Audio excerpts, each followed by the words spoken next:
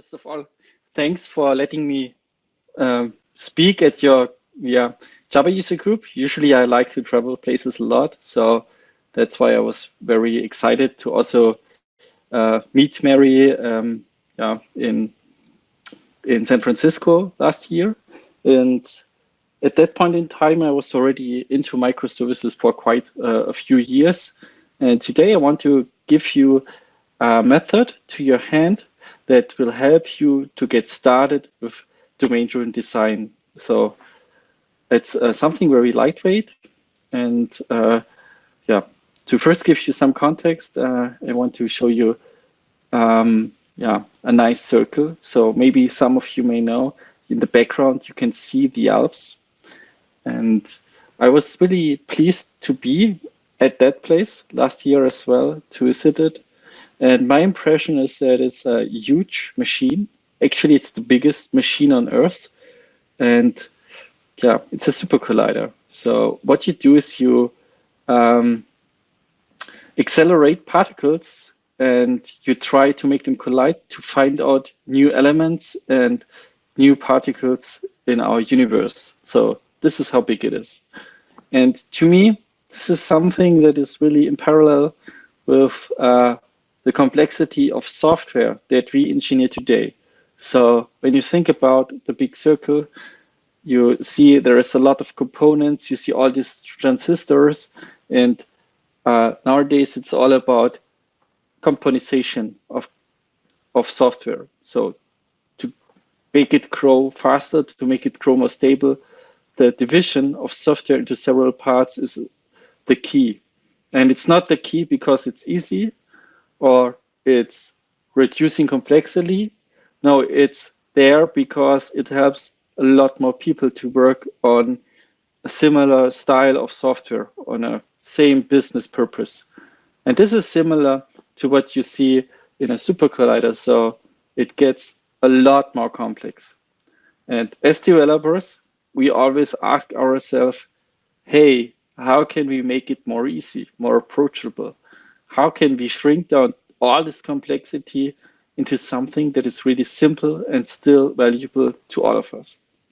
And this is basically what our method is about. So what you can see in this picture is, first of all, that the super collider is producing a lot of data. So it's producing a rough amount, I think, of 1 terabyte every 30 minutes.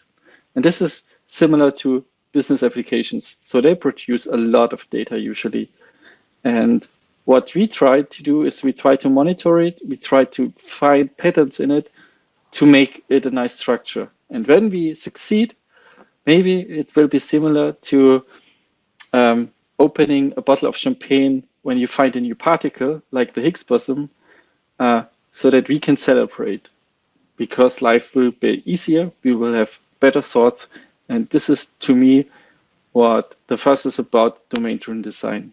So my name is Benjamin, as already mentioned. The conferences that I run in Germany or support in the committee is at JavaLand, and the other one is Micro Exchange, which is a conference running around for already 7 years. And we had a lot of great speakers in that time, over 300 visitors every year. And now we are in the transition phase to go online as well, maybe in autumn. Yes, besides that, I founded the JAG and 5 more user groups, software architecture group, and I serve at some magazines to write some content. So you already heard something about the context. Now I want to go a bit deeper into the method of event storming itself. So let's leave the teaser behind and go from the basics into how we build it up into several iterations and how this aligns to architectures. And then it's time to talk about some takeaways. And I'm also open to answer questions, of course. So when you go into event storming, the first thing is what people comes to their mind is, yes, a new method. So how is it different? We had so many methods to model our architecture, right? So why do we need something new? So we all had been through university, we learned UML, we learned ERM modeling, we learned BPNN notation, we learned all this crazy workflow notations with big toolboxes where you really need to study it from your heart to know every little touch. And event storming takes another round. So the method was developed empirically by an Italian, by Alberto Brandolini, who worked as a consultant. And he decided when he was at the clients that the model or the method that he wanted to apply should be really lightweight. So therefore, in the room, there was just this pile of Post-its that he brought to the workshops. So event storming is basically, therefore, a workshop method. So you work together as a group in several iterations and try by adding different colors of Post-its to the wall to get a better picture of the domain you are talking about.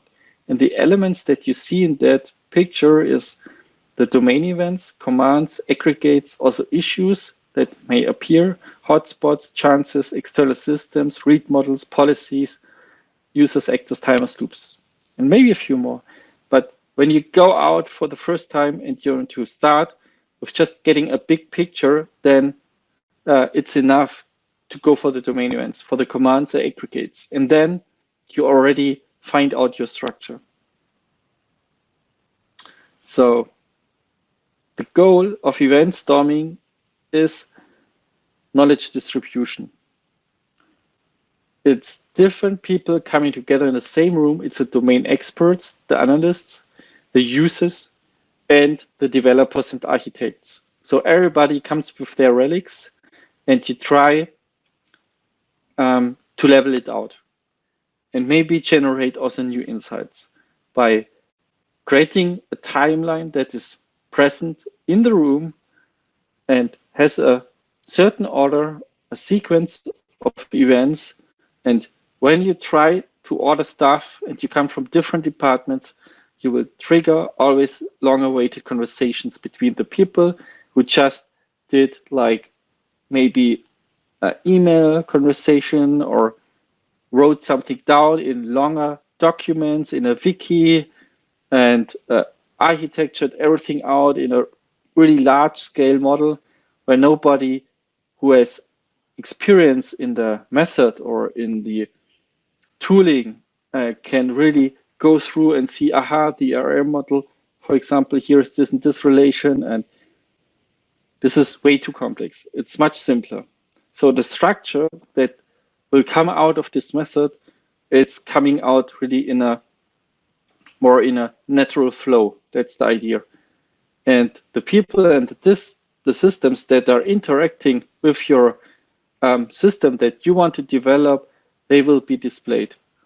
And you go through this process several times, and all the time, the goal is of the facilitator that is doing the workshop to trigger new conversations between the participants until everything is clear to everybody, not in a wiki, not in a documentation style on the wall, but in their mind during the workshop.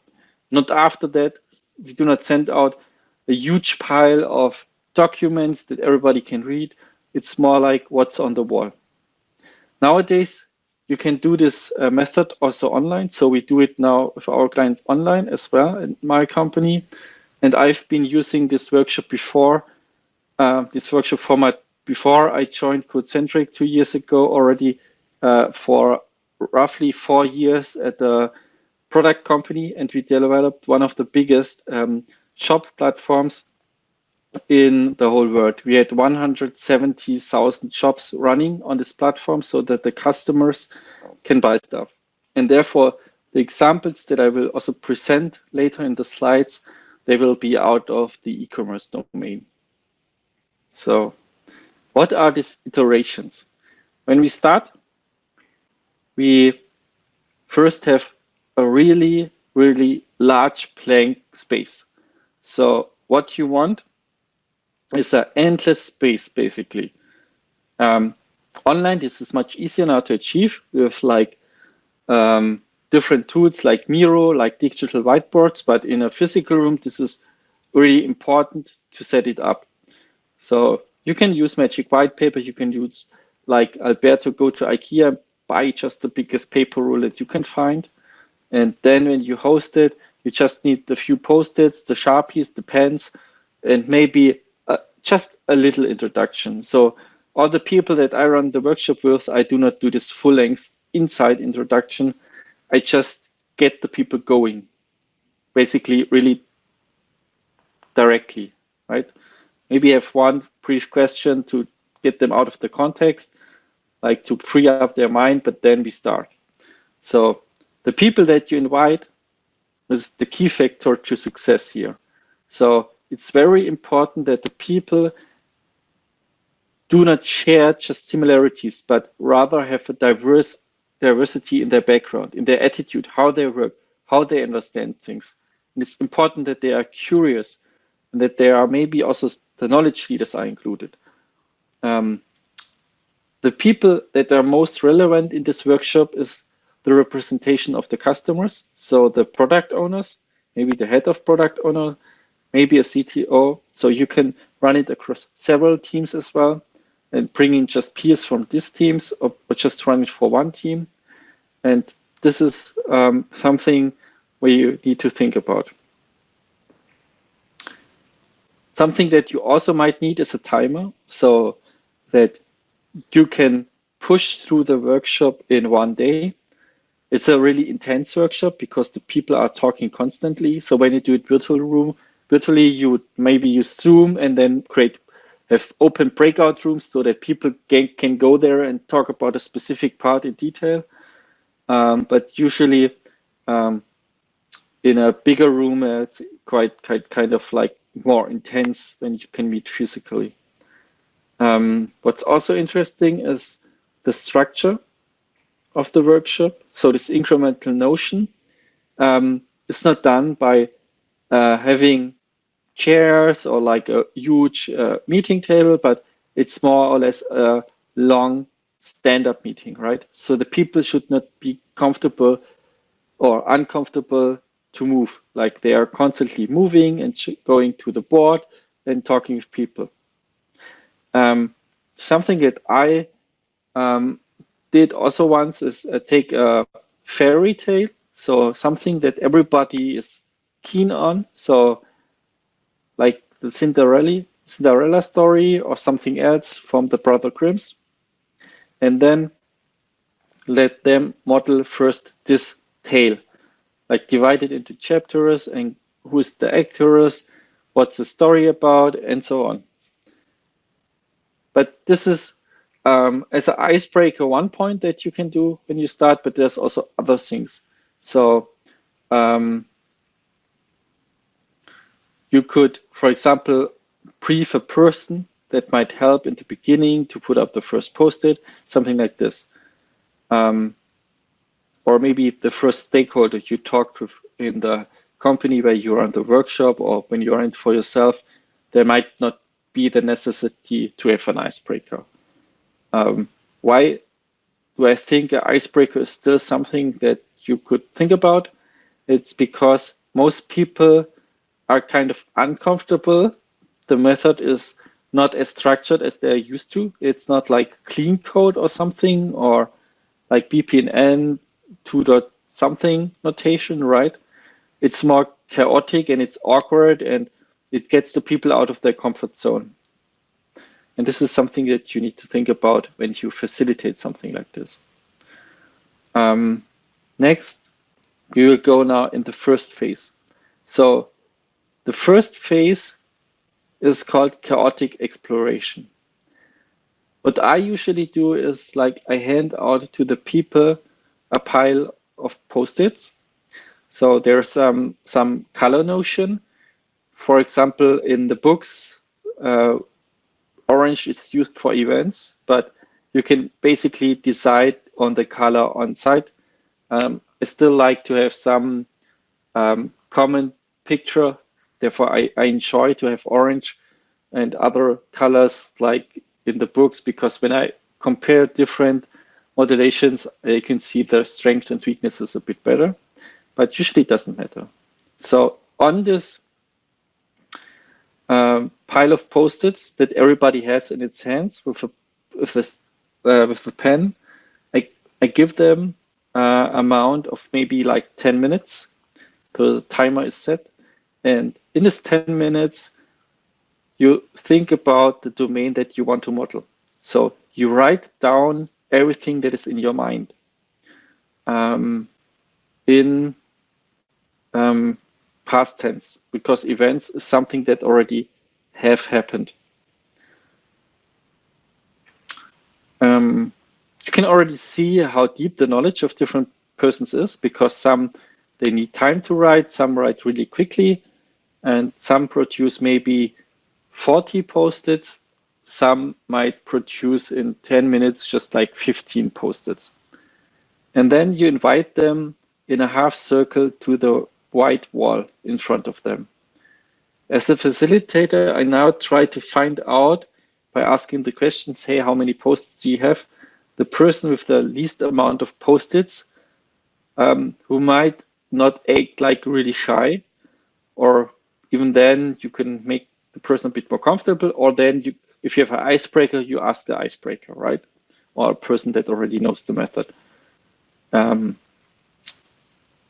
Yeah, usually there is no refusion in that point, but the point is you want to have somebody with not that many post-its, because when you distribute them on the wall, you need some space in between. So I just let the person read out the first post-it and put it on the wall where the person thinks it might be in the process that you decide to model.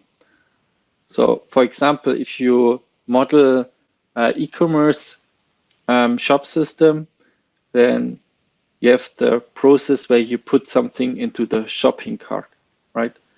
And the event could be product added to cart. And then you think about the process. Maybe this is something that is happening in the middle of everything that you want to model, maybe a bit more to the left. And then you start out with the second post-it.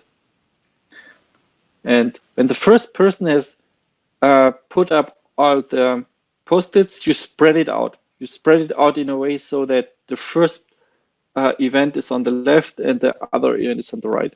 Usually this is not the case, because the person just like puts it up really kind of close together and doesn't think about the endless space. But this is really helpful later on. So after the first person has done it, I always try to find somebody with a middle amount of post-its, maybe a knowledge leader, and I let him also tell the story about all his post-its and put them on the wall. After that, it will get more chaotic. So I will ask everybody to go onto the wall. So it's something between maybe 10 to 15 participants. If it's more, it's handleable.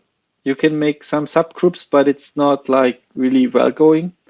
Not everybody's involved as much as like with a limit of 15 people.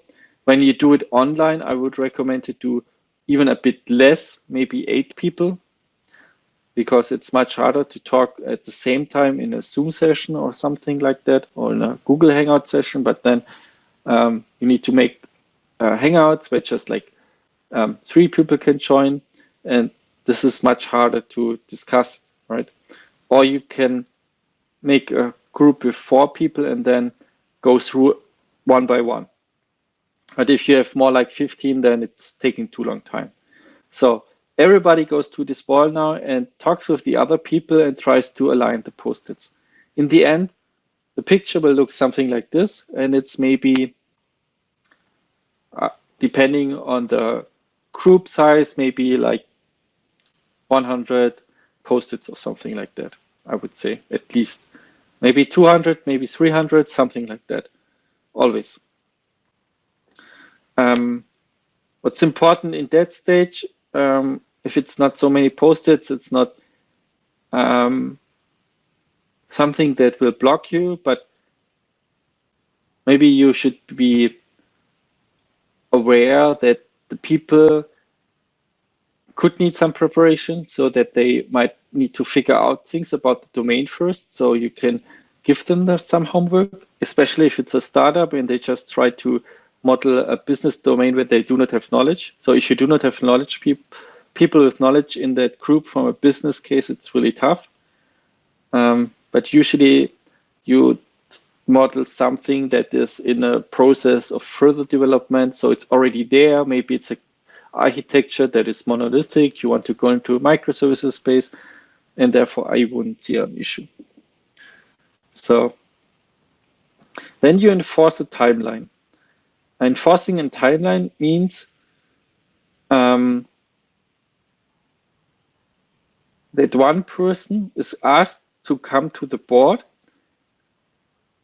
and this participant now needs to explain the whole timeline or story that's in the business process. So after the chaotic exploration, you have one narrator on the board. And the narrator goes through all elements, and by going through all elements, you see that some events might be misplaced, right? They are not perfectly aligned, or some might be double, or some might miss. So therefore, you have an assistant, just somebody from the group, who is in charge of writing new post-its as you go through the process if they are missing. And what you can also do already is like remove duplications in that way when you go through it.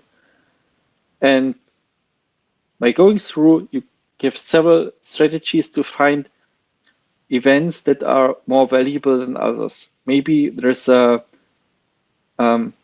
new chapter might come, so you switch the page, for example, when you think about navigation or something, and this is called chapter sorting.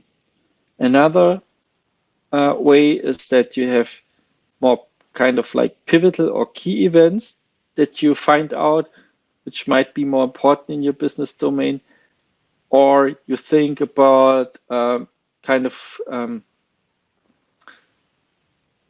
something that has been already more structured. So you know, okay, some post-its might have like user interaction more directly. Some might be like more process-wise. And therefore, you can also come up with swim lanes, like order something that is more user-centric on the top swim lane, and or for the user, right? And then for administrators, you have another swim lane, so that you try to figure out that part. Or then you go through a bigger process where it's about something that might have interruption. Then you can think about temporal milestones. So this is just for the orientation of having a better structure in the timeline. So usually I go through from the left to the right with the first participant, and from the right to the left with another participant. And usually I try to find diverse persons already, right? So not the same persons from the same department or same group. Usually I try to distribute it. And now you have all these events, and you have already some good measurements. It can look like this, right? And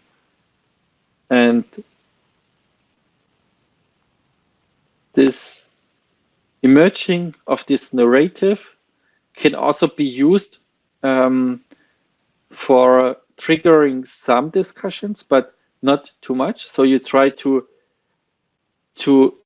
steer the discussions to make them really short. When the first person starts to explain something, and then there will come up some thoughts from others. And what you will do in that case is that you will mark these hotspots by just putting up a sticky or something. Or you can maybe have another post-it color, like a green one that you rotate 45 degrees just to mark the spot, and maybe make a note to it.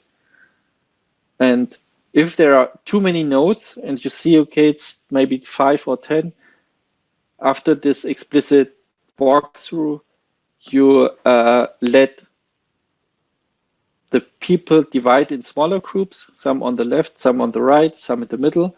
and just solve this like hotspots immediately so that the narrative has a consistency. And until it maybe the third walkthrough that you do, it's really clear in the mind that now everything works, right?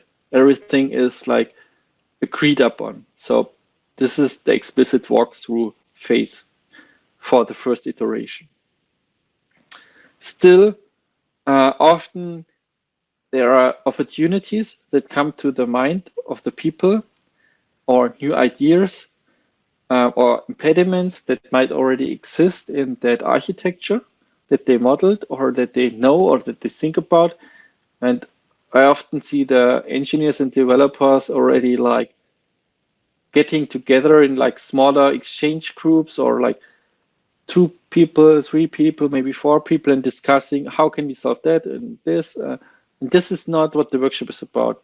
But to not forget about these problems or maybe also opportunities. So this is more like the business people. They think about, oh, okay, this process is here like this and this. This is the current state, but in the future it should be like this, right? And to have these problems and opportunities side by side, you just put them in other post-its on small notes, and you put it on a second, maybe on the flip chart, on a second whiteboard, I would say, or really on the edge, like you make a section just for these notes, and you say, okay, let's think about how it is currently the system, and not go too deep. And maybe if the people want to discuss something, it's really, or then you can make an arrow voting also on that big architecture. So if there's some discussion, maybe you can use also arrows, like everybody gets an arrow to point to something, just to make it more clear. So this is the first iteration in total. So you have all these phases. You have the chaotic exploration, you have the explicit walkthrough, problems, opportunities, and then the phase of pick your problem. So yeah, it can look quite chaotic, but styling is not the point here. In the next phase, what you do is you introduce the commands. So the commands is something different. Sometimes you need to explain it also to the participants in a way that it's really nicely understandable. For example, a command, when you say this is something that happens now in the present and it triggers something, it triggers always kind of an event. So it could be command event pairs. So the product that is added to the cart is triggered by product add to cart. And then you have the phase already of the exploration part for this iteration. So everybody writes down all commands that he thinks about. And then we go again with the person with the least amount of post-its to the white wall. Let them explain all the post-its, put them on the wall, put them on the right spot, take the second person and then have it more chaotic, like put it on the wall and go through it again. Make the narrative part left to right to left, or mix it or whatever, right, with different people. And what you see here especially is that commands, they trigger usually not just one event. So when I have the event product add to cart, of course, the product is added to cart, but also maybe it needs to be displayed in the mini cart. There might be some calculations that need to be done in the background for the total amount of everything that is in the cart. There might be already some checks. So if something is in the cart, maybe the product needs to be reserved so that other customers cannot put it into the cart. But this depends on your business logic. So you will talk about these parts. And when you go through it and let the narration go again, often there are some new orange post-its coming up again. So you find new events that you didn't think about before. Even though there were so many brains put together in the first iteration and you went through all the phases several times with all the people, and you ask them, hey, are you sure that it's all events? And still there are new events coming in. So new elements are coming in. And therefore, this method really gives this kind of benefit of having like this agility, this iterations part. And you have a lot of these iterations. We will have some more later on. And this really helps to get a stable picture, to have a nice timeline. And while talking about timeline, and when you go through it, you also see inconsistencies in the heads of the different persons, in the heads of the developers, engineers, architects, also towards the product owners. And what might be there is different words for the same things. So as the facilitator, when you have maybe the second or third time that you go through the whole board, you point it out. You say, okay, here's an acronym. Maybe we should write it out, or maybe we should make it common to use in all places where it needs to be used. So if there's something like this, you can create a legend on the side, some dictionary entries, but then you replace by your assistant, which is also coming from the participants and cannot change in the second iteration. It can be somebody different, or you can have 2 or 3 assistants to write faster. You exchange all the post-its to align them into the same wording. And this wording is important because it defines the set of vocabulary that you want to use in your domain. And therefore, it's also called ubiquitous. And it's more, not just vocabulary, it's basically a language. It's the language of the business domain that you want to model. So in that state, we already have some alignment. We went again in the second iteration to all iterations, in the second iteration through all these phases. And then we go one step further. And now this is something which people talk about a lot, but in the beginning already, but it's not like outlined directly. And now comes the part which is most important for me, at least. It's adding these aggregates. I also wrote down entities, but entities is a bit different story, but in some programming languages, the word entity is really omnipresent. But in domain-driven design, it's aggregates, and there's a differentiation. I will come to that a bit later. But they get another round of stickies, and then you just think about, okay, you have these pairings. What's the point? What's the data that is interacted with? What's the object in the middle? And then you will realize in this big picture that in something like an e-commerce shop, when you go through all the pages through search, then you might make a filter, then you go to product detail page for maybe of a variation product with several products in between, and then go to checkout. In the checkout, it's 5 steps, or it's a 3-step checkout or whatever, right? And then there's administration maybe for adding new products and so on. And it's always about key aggregates. So product is coming up a lot of times in this whole on this whole white wall.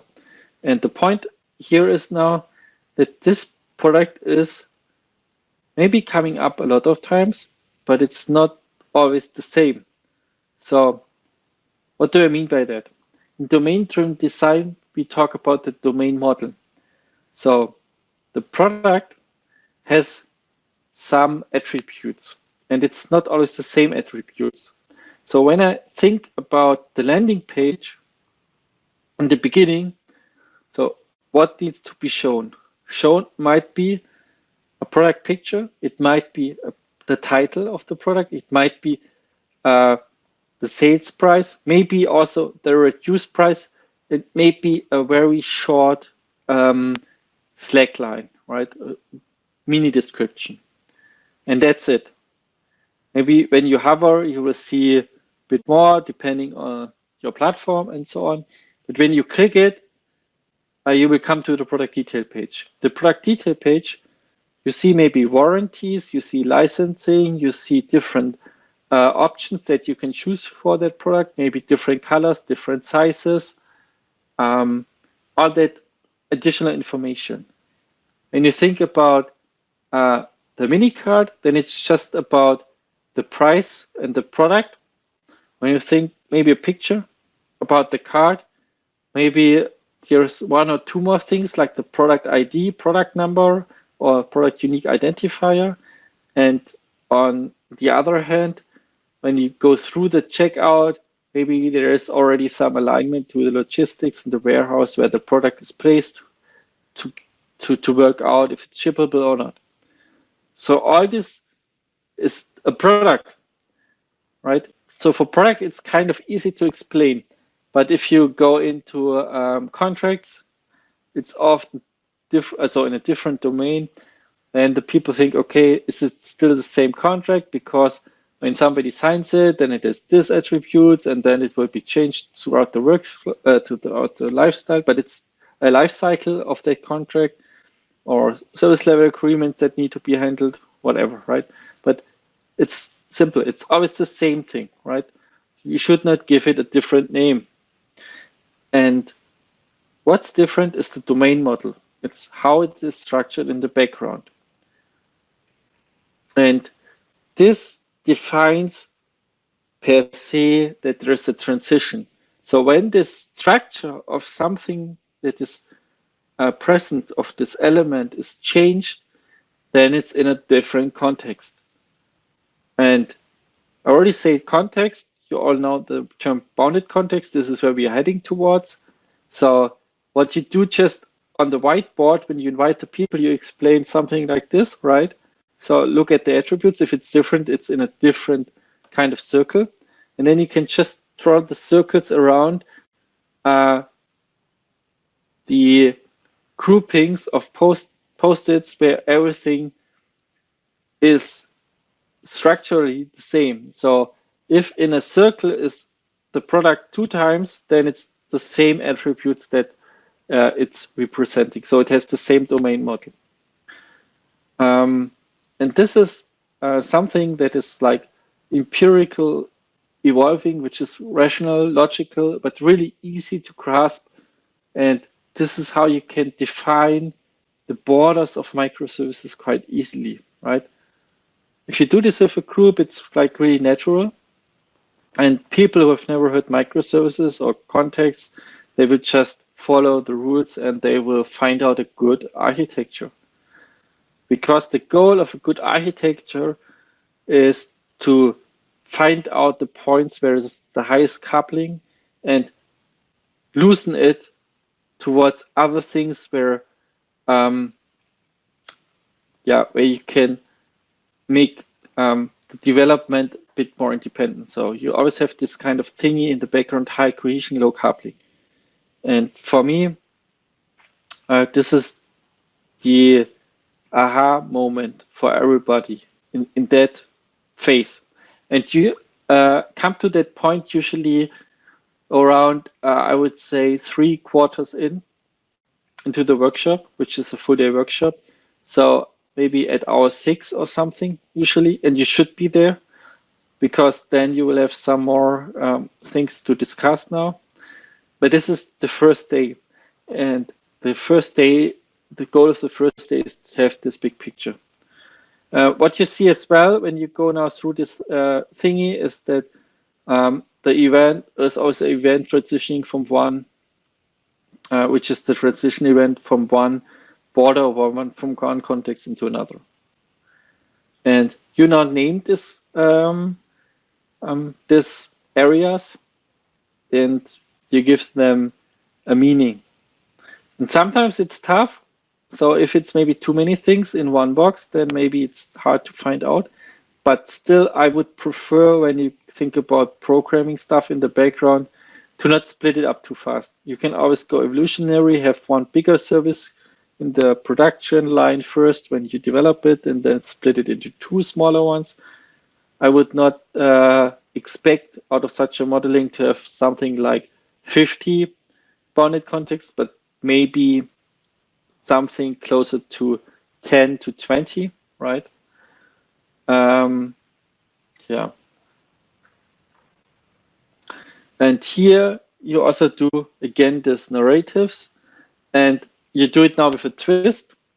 The twist is for this big picture is to think about all the users and maybe have personas in place already and think of them if their flow through the system is modeled correctly. So you focus on having multiple storytellings there. Maybe you can invite the users, and for that part, I would also recommend to have a short break here before you go into that phase, because usually there's still some restructuring now going on, and you see some more post-its coming up, and you see now the people with the most knowledge being the closest to the board and discussing details. And I would recommend also is not to be too precise in the post-its, like not go too deep, like not go into technical stuff. You see this also when you read the post-its, if it's like already having method names or something in it. So this is not what we want here. You should reduce that so that if the user now goes, maybe also stranger goes to that wall, that they can understand what's happening, right? If you say, think about you're an admin, so what would you do? Or if also for the platform, or if you are a merchant who is running the shop, what is there every use case is it there, right? So if you have all the use cases in the mind of this persona, I don't know, in Germany you have the term Tante Emma, so it's like a small, medium or SMB shop owner, and you have this persona of a person producing maybe handmade stuff, and think about if all workflows are included, and then you have another persona of a merchant, like who is running maybe a big store with a lot of not tailored stuff, but maybe goods that are produced and are shipped, right? And this is really important to have this in the background here. So an outcome here that you see is this wall. And for me, this is something which is what can be done in one day. So we do not have a lot of minutes left. Maybe Mary, can you tell me it's 5 minutes, right? Or can we go over time a bit? Yes, I'm sorry, I had my mic mute. Yes, yeah, you can go over for a bit too. No problem at all. Yeah, it's so not even. Can you give me a time box, maybe?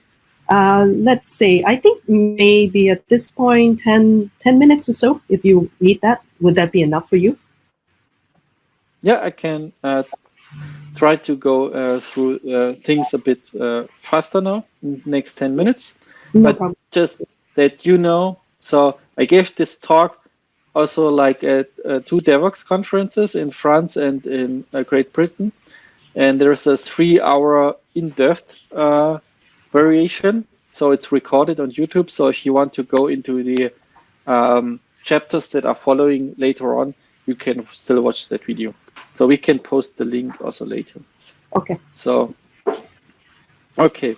So let's talk about some of the more advanced parts or some things that I think are most interesting. So if you have all this big picture thing, you can now go and add other elements like external systems. You can add policies. It's more like if, else, then, when, right? You can add users in the Notion. You can add also like small icons like for timers, something cron jobs that need to be run and refine it. You can add the external systems. You usually place these post-its then maybe on top or on bottom so that it's not distracting maybe the whole workflow, and you get a lot more elements to play with. But this is all kind of like optional, but it should reveal new value always, like find new pain points what are in your architecture, discover new opportunities, inconsistencies. So it's challenging everything that you've done. If it's a business that is really complex, like banking or finance industry, then the policies might to be discussed more in depth. Maybe it's also bigger posted, right? But that you know where's some branches that are going off in your workflow, right? In the process that you model.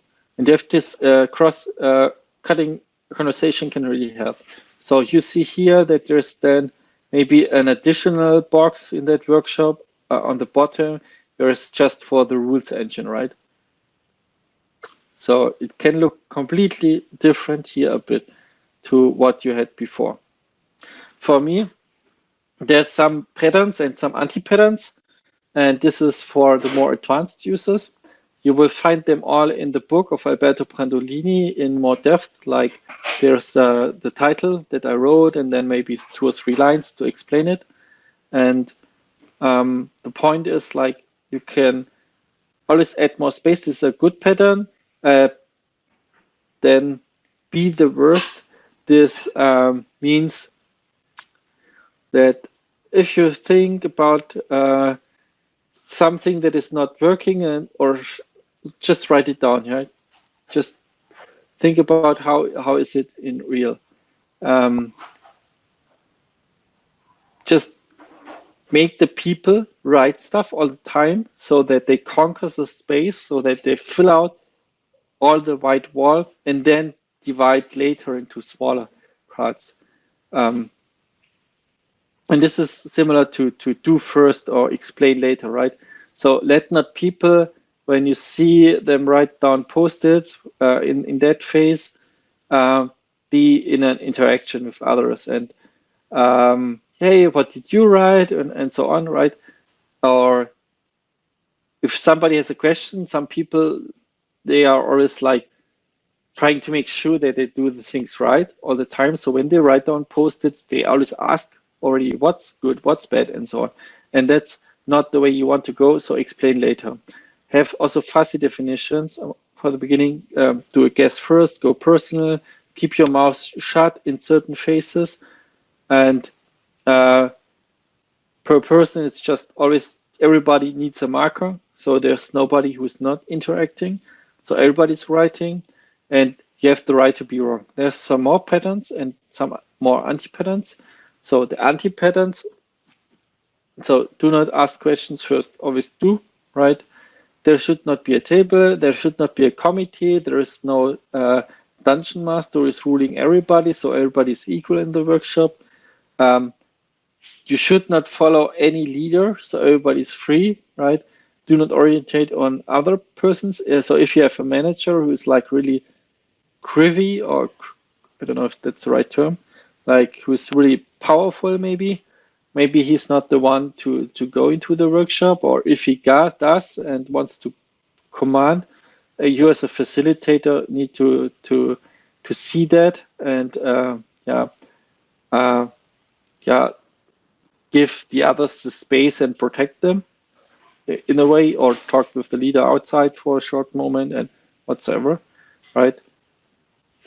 You should not talk about technology. So some people think, okay, I can implement this with Spring and Kotlin, and the other things, oh, maybe there's another cooler framework that I want to do, right? Or another, I don't know, software architecture design pattern, right? That they think, okay, this is a singleton, no, maybe we should use a facade here or whatever, right? This is also way too technical. No religious war should appear. So now you have this big thing on the wall. You model basically an architecture, right? This one. And this architecture is what the people will take out of this workshop. They will put it into their mind. And when a new sprint is coming up, you can now discuss, okay, what do I want to do? So for the product owners, it gives them a really good feeling. How much work is it, kind of, right? Because maybe some bubbles are bigger, some are smaller. And then you can go with the product owners on the side and do a impact mapping workshop. When you do an impact mapping workshop, you find out what's the most relevant, right?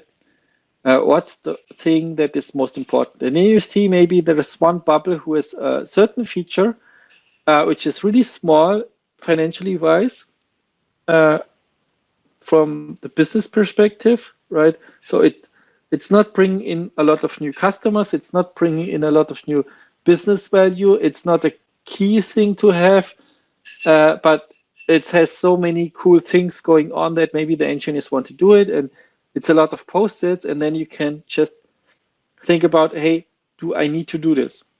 So you generated a lot of insights, and then you can think about, do I need this at all, or do I maybe have the possibility to find a third-party provider who does it for me?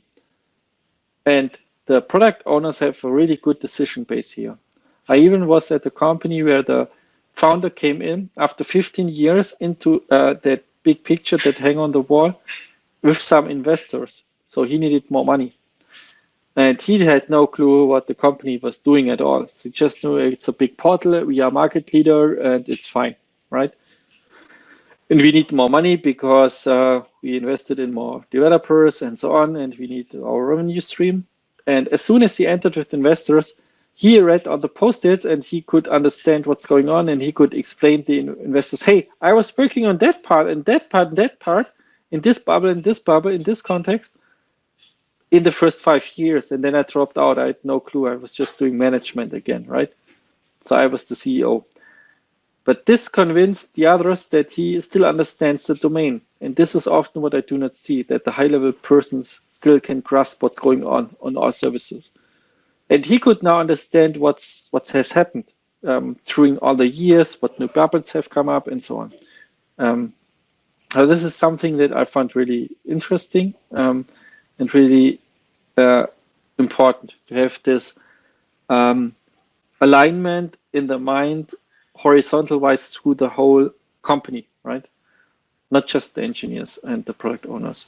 And when you now think about this bounded context, you can go for different architecture styles. If you want to go for microservices, you can have maybe horizontals and verticals. Like for frontend, maybe you have a horizontal, or you can have self-contained systems where it just goes through. So if you have a self-contained system, you would say, okay, this one thing has also a UI part. It goes through like iceberg through all core logic and also into database land, right? But it's completely independable, deployable, and so on. Yeah.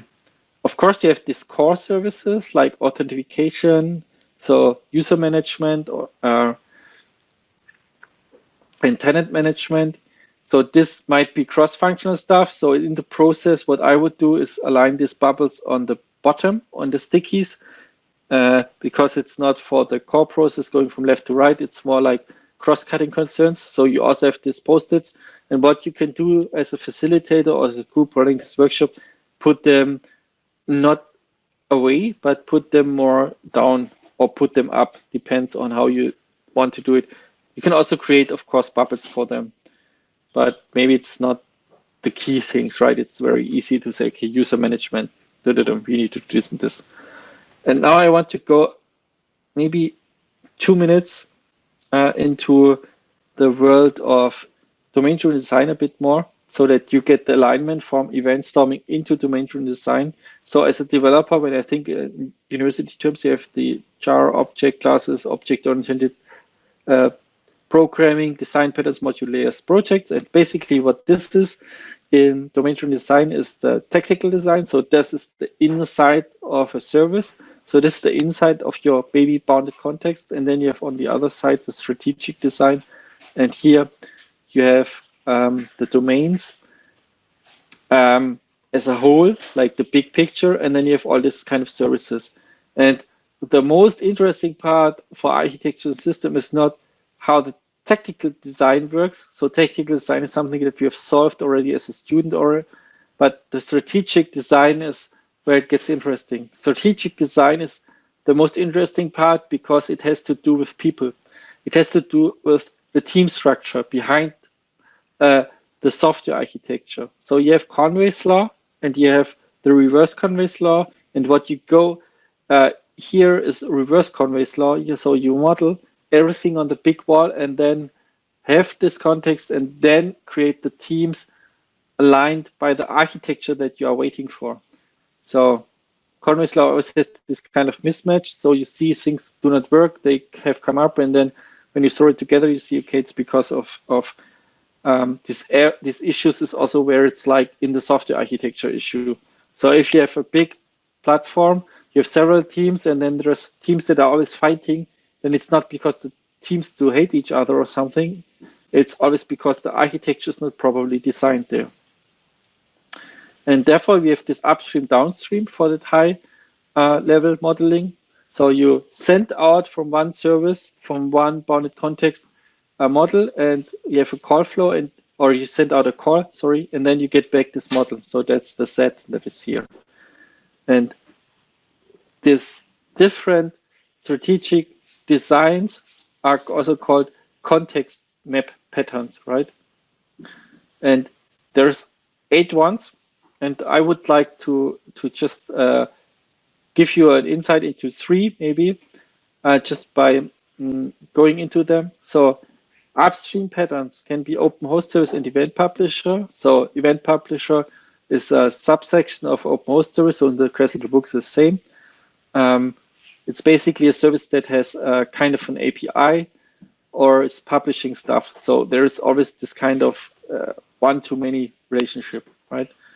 And in the downstream patterns world, so it's more aligned to the system that is triggering the call. You can have something like a customer type service. So the customer always asks for something, right?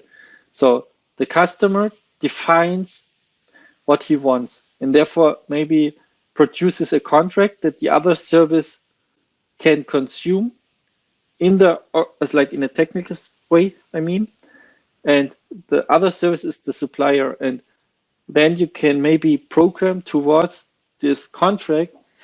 Maybe it's a distributed by a pack broker or something, right, in Java, and then you align to that other system. But still, all these patterns you need to learn about and know about them to model the architecture correctly. You have already figured out all these bounded contexts. Okay, this is what event storming gives you. But the next point is that you now shrink them down into like small bubbles where it's just like the name of that service. And then you discuss all the patterns. And this is the point where most people fail because they do not do this. And they do not do the impact mapping. But if you go like this, then you have something like this, like a context map. Now it's all just the bubbles. And now you think about how do they work together? Which one is the upstream, which is the downstream system, and which pattern do I want to apply? And this will show you how the teams work in the end. So if one team has just services that are used by many, so it's just producing stuff, it should be decoupled as good as possible. If it's really a specific need that needs to be fulfilled, then that service that is maintained or that services that are maintained by the team, then maybe a customer and supplier relationship is the way to go. But I would recommend to look into domain-driven design for that regard, to learn more about the strategic part. But because the event storming is the first thing, and the next thing is how do I architect stuff? And this is the point where more the technical people can talk about. There is no silver bullet, so you cannot apply one strategic pattern now for all the communication. It's always different ones. Maybe you also need to have a corruption layer or adaptation system and so on, right? But you already made the first big step with event storming. And strategic design tools, you can see them here. So this is the classical picture for strategic design. Technical design is inside. So there I wanted to just show that the entities and aggregates, that they are different. So the point that why they are different is that aggregates, they have their big life cycle, right? So there's independence, and they are maybe have sub entities, right? So it's aggregation of several entities maybe that are concluded here. And also they can have, so entity also has a life cycle, but the value object, for example, has not, right? It's really simple, but entities and value objects, they can be aligned into this kind of aggregates. And the aggregates are accessed, for example, by repositories, factories, how they are produced, but this is the root element. And the aggregates in your code should never have technical complexity. So it should be, in Java speaking, a really simple object, right? And in that class, you will not see a lot of complex methods. You would rather extend that one to have in the maybe entity all your stuff where you need annotations and so on, right? So if you are a product owner and you open up an aggregate class, you should basically understand everything that is in there, in that data class. Yeah. So for me, takeaways. So event storming is something that everybody should learn. It's something for your toolbox. It's for the product owners. It's for the developers. It's for the architects, and for everybody who wants to design business software to the needs of the customer to stay competitive, right? And nowadays you can use a lot of online tools. I will not go through this. What I would recommend is the books, right? Eventstorming.com, LeanPub. You can also watch these videos here by Alberto himself. So he has some more lessons to learn or lectures to tell. If you are really want to get just a brief glance in domain-driven design, read the book from Von Vernon. Yeah, domain modeling, everything like classical ones from Eric Evans, of course, the books, and yeah, from Von. To me, getting the part of architecture right is the key success factor to every software. And if you get that part right, it's not so important which ORM mapper you use. So this is something that I see often in software development, that the people often discuss frameworks over frameworks over frameworks and compare them because it's easy. It's libraries that you want to include or not include, but you do not get the attention on the business goals that are really highly needed. So I would suggest every team to do event storming. Also on the smaller, if they just maintain a few services, do it for that part to get a feeling for it and learn to think how a business owner or a product manager would think about the software. And also for them, there's a huge learning curve to come to that level. And therefore, these post-its are much easier to handle than everything else that I learned. And currently, just that I teach IT management. I teach all this classical process management and workflow systems and model notations because it's required by the university. But I also include event storming for the students. And for them, it's much easier if they are not into coding so far. It's their way to explore the world much faster and get some huge successes here. And yeah, that's it for me so far. So if you still have questions, you can write me on Twitter, but we can also go into the chat and discuss them here, or just Mary maybe raise some things. So I changed now my screen so I can now see the timeline. Before that, I was on my other screen, and I will stop sharing my presentation. Yeah. Thank you, Benjamin. I think it's a lot of great materials that you've covered, and obviously this isn't a simple field. It looks like if there are enough interest, we should have you back too and talk more into the DDD and really get into implementation. But there's one question so far, and I put it into the ask a question one, and I copy it from the chat, and it's from Stan. And he's asking how to define subdomains boundaries. Mm-hmm. So what you're asking for is basically that you have already created the bounded context, right? And the point now is that you want to have some contexts that are more aligned into having a subdomain, right? And what I usually try to see if there is some correlation business-wise. So subdomains to me in microservices are more, I would say, pure business logic. In running it technically wise, it does not matter that much if a service is part of the same subdomain as another service. It could help to divide the teams, right? So that you can say, okay, team XYZ is maintaining subdomain ABC and so on. And therefore, there are some services that they should maintain. So this is one thing that to keep in mind when you want to divide a domain into subdomains, and the subdomains concern certain bounded contexts, right? For the workshop format itself, for doing event storming, I think the subdomains are not the key at all, because what you want to get out is the bounded context. And yeah, also what's a bounded context is kind of ambiguous from the definition perspective. For some, it's already a service. For some, it could be the subdomain, and you have the services underneath when they are growing.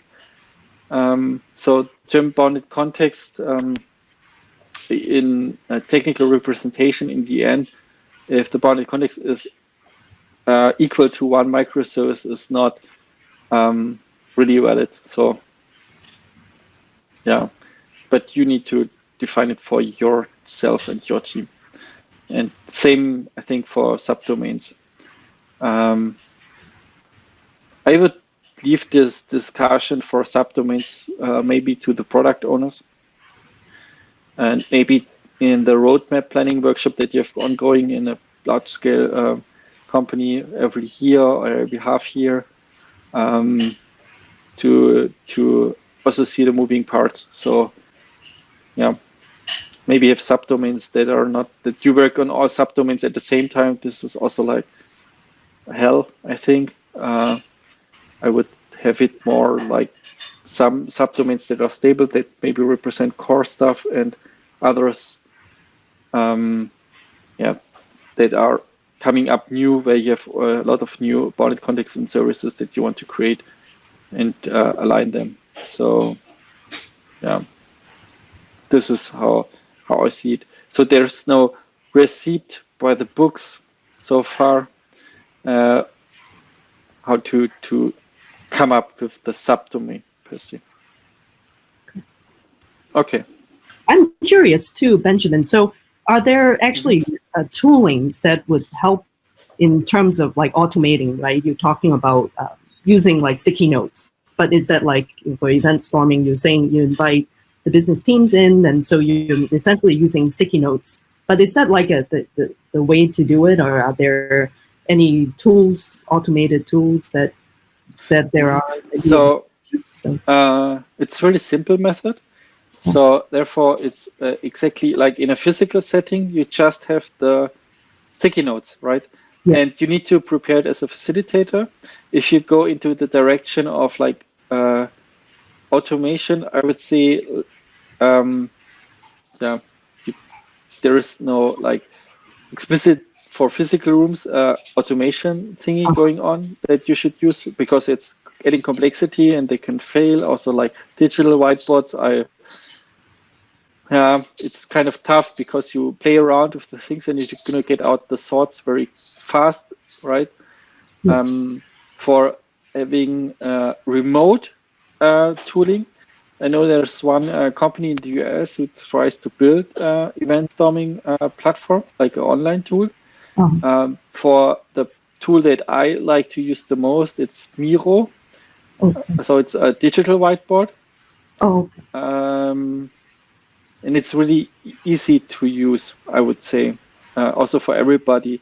And what I do when I would use this for facilitation is put already like blank sticky notes on the edges, like it's a endless surface there. Yeah, you can scroll in all directions, but have them already aligned, have them already like blank, so that the people that join just need to fill it out and it's all the same font and everything, but not so that the people not start with, okay, I drag and drop and open a post-it and then it's different size than the other ones or have different font and so on. This is like, so that the tool gives you that freedom, basically, of course, of a lot of independence, but it's no template, so therefore just create that already like kind of a template. And then you can also copy it over, like if you have prepared it. Okay.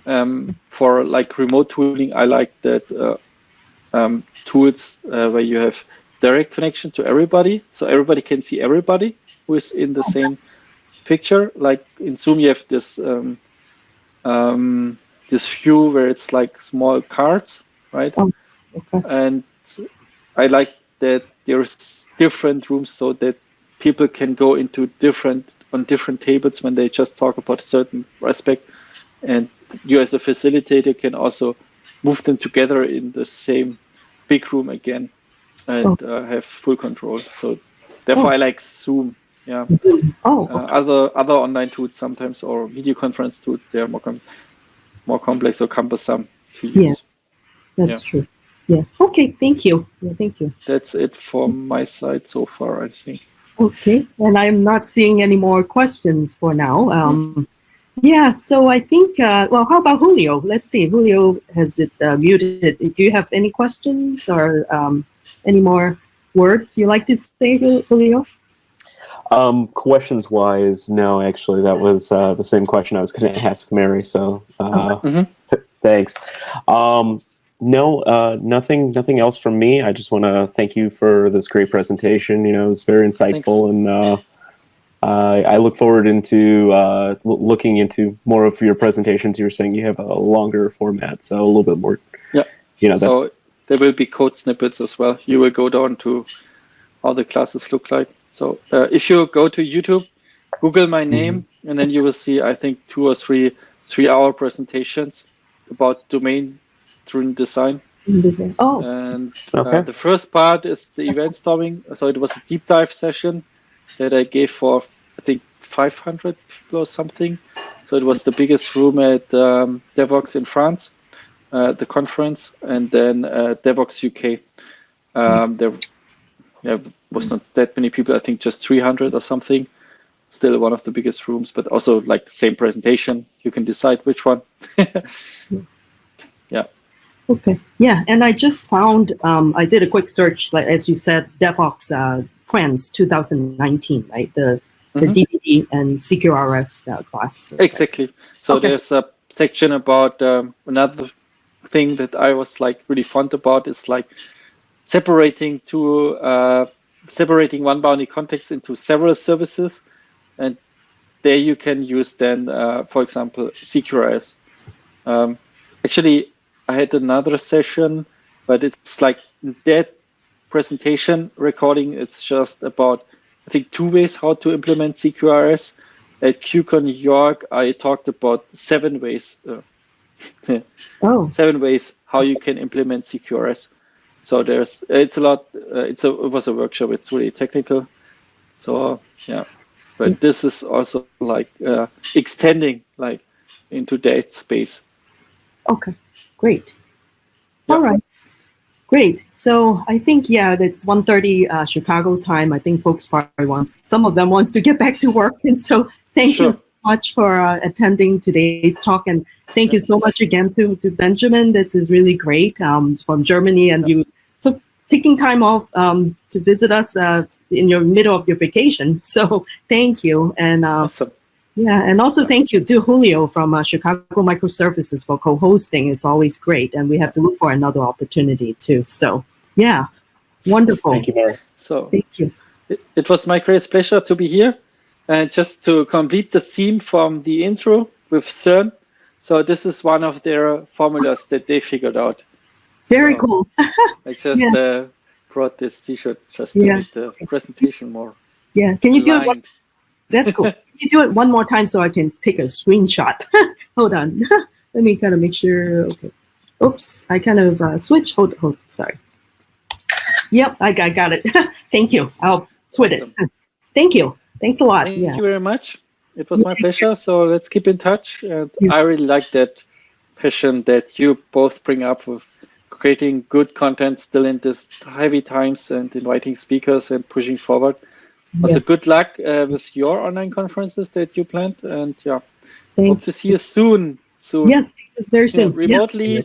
virtual drinks, or maybe physically next year already.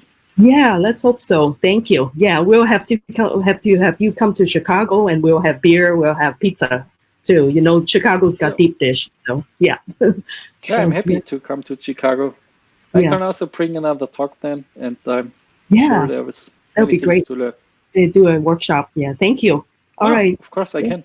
Yeah. Yeah, great. So, yeah, great. see you. Awesome. Yeah, enjoy the rest of your vacation. Thank you. Thanks. Yeah, thank you. Bye-bye.